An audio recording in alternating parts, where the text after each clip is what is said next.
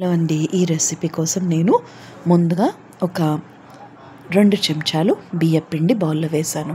2 చెంచాలు శనగపిండి, ఒక 2 బ్రెడ్ ముక్కలు నీటిలో తడిపి ముద్దగా చేసి అది వేయాలి.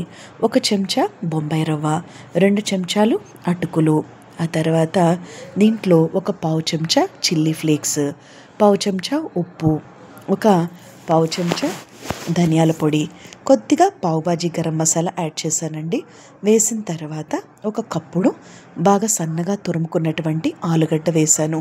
సన్నగా తరిగిన క్యాప్సికమ్ ముక్కలు, పావు కప్పు పచ్చి బఠానీలు. అయితే ఆలుగడ్డ పచ్చిదేనండి, తురుముకొని మాత్రమే వేసుకోవాలి.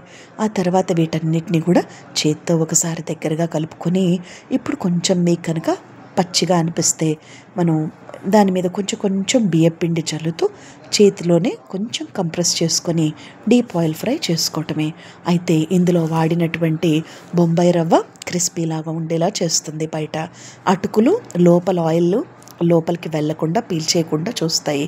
తర్వాత ఇందులో వాడిన బ్రెడ్ సాఫ్ట్నెస్ ఇస్తుంది. ఇందులో వాడిన బియ్యపిండి శనగపిండి టేస్ట్ని ఇస్తాయి అన్నమాట ఆలుగడ్డ కాంబినేషన్కి. అయితే ఒక్క పావు చెంచాలో సగం అంటే 2-3 చిటికలు మీరు బేకింగ్ సోడా వేయండి. లోపల పచ్చిగా లేకుండా చక్కగా ఉడికిపోతుంది. అయితే క్యాప్సికమ్ ముక్కలు చిన్న ముక్కలుగా కట్ చేయాలన్నమాట. కొద్దిగా సన్నగా తరిగిన కొత్తిమీర ఉంటే కూడా వేసుకోవచ్చు. దీన్ని మనం హై ఫ్లేమ్లో కనుక పెడితే పైన మాడిపోతుంది, లోపల ఉడకదు. స్లో ఫ్లేమ్లో పెడితే నూనె గుంజేస్తుంది. అలా కాకుండా ఒక్కసారి టెంపరేచర్ హైలోకి తీసుకెళ్ళి మళ్ళీ మీడియం ఫ్లేమ్లోకి వచ్చి మాత్రమే కుక్ చేయాలండి. అప్పుడే గోల్డెన్ బ్రౌన్లో వస్తాయి. ఆయిల్ అస్సలు అబ్సార్బ్ చేయవు. కాకపోతే ఒక్క విషయం ఏంటంటే మీరు ఇమ్మీడియట్గా కుక్ చేయాలి బ్యాటర్ కలిపిన వెంటనే, అంతే.